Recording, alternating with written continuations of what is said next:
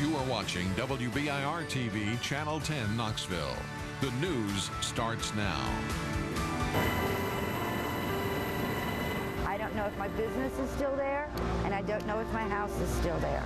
We've had hurricanes, and we have tornadoes, but Yeah. I have never in my life been through anything like this.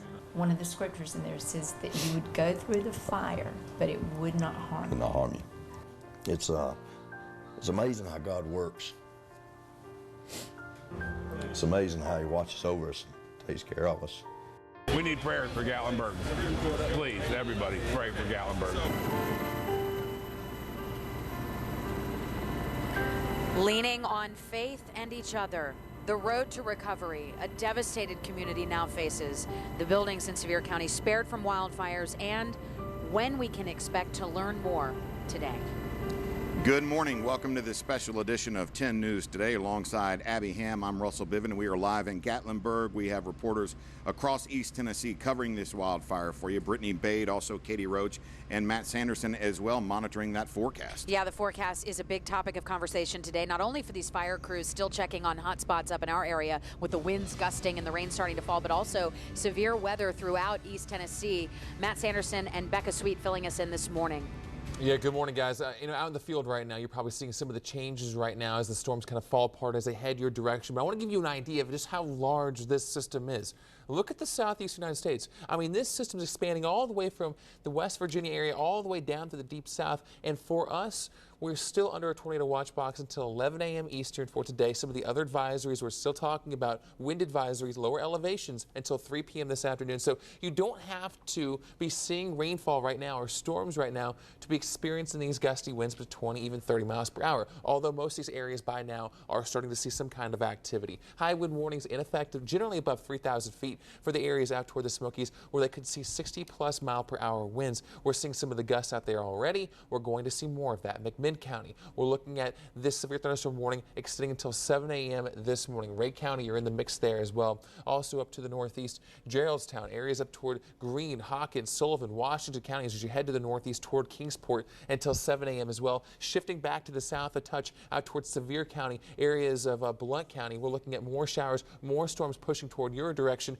but they're not necessarily severe at this point in time. Flash flood warnings in effect for Anderson, Campbell, and Morgan County. We're going to focus more in on Gatlinburg, Sevierville, Seymour, Maryville, and Townsend. Right now seeing another band of showers and a few thunder showers heading your direction. There will be more of that activity. We are noticing that we're seeing quite a bit of runoff, some flash flooding in some areas, ponding on the roadways. Expect down power lines, down tree limbs as you head the door. In addition to that, still the potential for strong winds, and we can't rule out the threat for an isolated tornado south of I-40. More on those threats coming up here in one split second. Abby and Russell.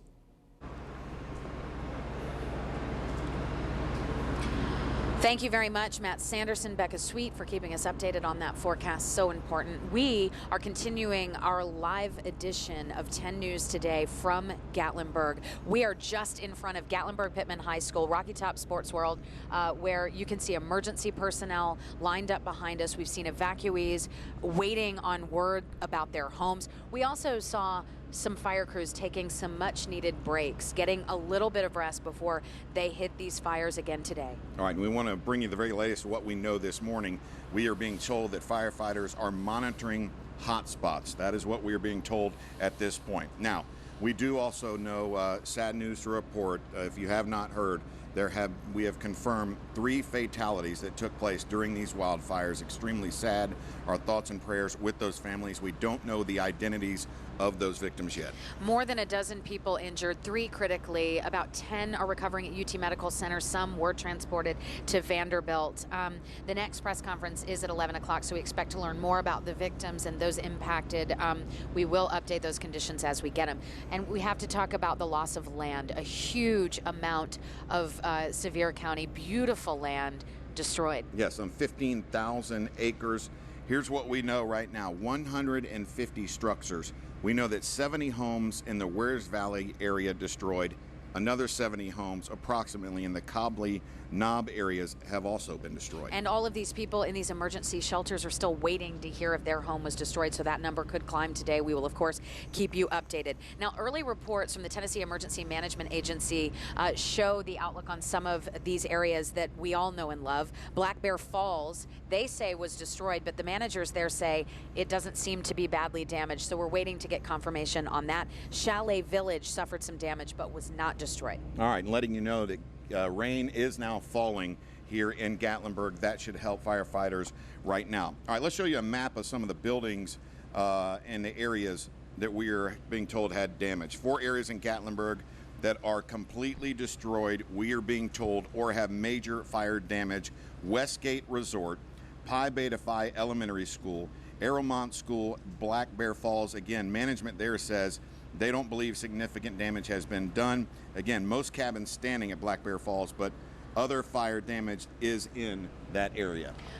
The rain is really falling, we should mention, which is hopefully aiding firefighters in their efforts and not hindering their efforts. Other tourist attractions that we want to fill you in on: the Great Smoky Mountains National Park Cabin Resort saw some damage. Ober-Gatlinburg is okay, despite previous reports yesterday. All the animals are okay, too. Buildings at Parent Mountain and also Ripley's Aquarium, and all animals included, are all okay. So many people concerned about those animals inside Ripley's, and thank goodness they were uninjured. Yeah, officials say a huge blessing that the attractions there fared so well. Incredible. Gatlinburg Mayor Mike Warner says downtown suffered damage but was mostly left intact. Of course, we did hear from the mayor that he lost his own home and a large part of his business as well, the Highlands. As he is the backbone of this community, trying to help them move forward. That's got to be so hard. Let's talk about the Park Vista Hotel. It got a lot of airtime yesterday as we showed you the video of the fire burning just feet away from where people gathered in the lobby. The Park Vista, miraculously, is okay and mostly intact this morning. Did suffer some minor damage. Yeah, incredible. We do want to let you also know that the Glades Buckhorn area is intact as well. All right, now we want to show you some incredible footage that was given to us from a helicopter pilot with the 278. This comes from a camera that was attached to his helmet. Yes, in this video, which is incredible, if you have a second look at your screen, you see the smoke resting on the hilltops. You see little hot spots that need to be put out. Obviously much larger when you are sitting there directly in front of them. Lots of small pockets of smoke. A few spotty spires can be seen. It looks like there used to be a cabin in one area, but only the foundations left. Certainly impressive footage from the 278. And, you know, the donations here in East Tennessee, of course, have been pouring in. All of you have been contacting us about how you can help. We have a full list at WBIR.com, by the way. But, I mean, water bottles, money, volunteers stepping up in a time of crisis, and this is the volunteer spirit. All right, we want to go to WBIR 10 News reporter Katie Roach for more on that. Good morning, Katie. I know you are probably in the rain at this point.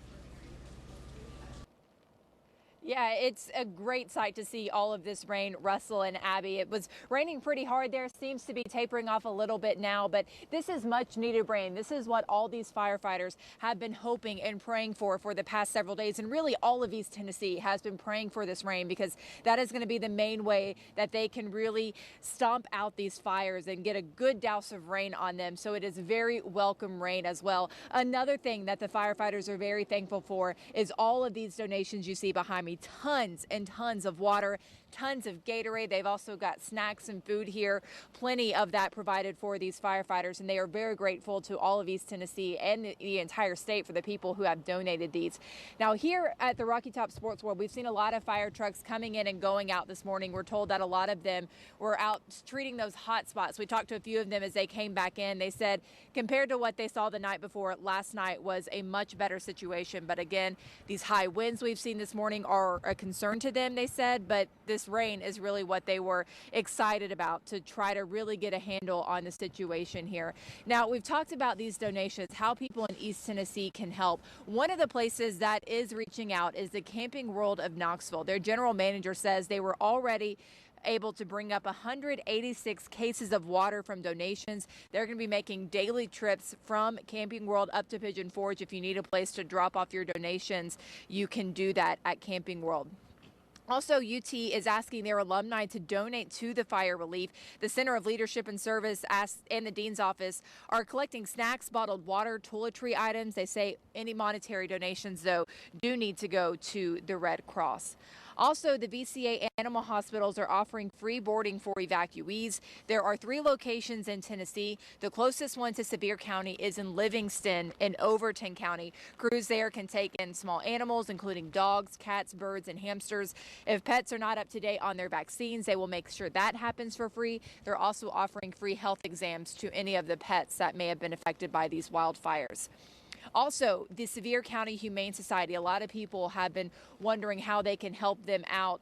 They are asking for more help as the displaced pets keep coming into their shelter. The group is working on setting up more temporary kennels. They're asking for donations of dog and cat food, also sheets and blankets, large heavy-duty trash bags and paper towels. They also need more volunteers to help them set up. And another place that's helping out, this gives you an idea of just how many people are reaching out to this area, is U-Haul. They are offering 30 free days of self-storage to anybody who has been affected by these wildfires. The U-Box containers can be picked up at any of the locations, or you can store your U-Box in their secure warehouses. They have locations in Knoxville, Johnson City, Bristol, Alcoa, and Chattanooga. So the amount of help they are getting is really overwhelming. That's what all the officials have told us, simply overwhelming the outpouring of support for this Gatlinburg and Sevier County community, and people still today wondering where they can take their donations, and we have all that information at WBIR.com. Abby and Russell. Katie Roach, thank you so much. We appreciate it.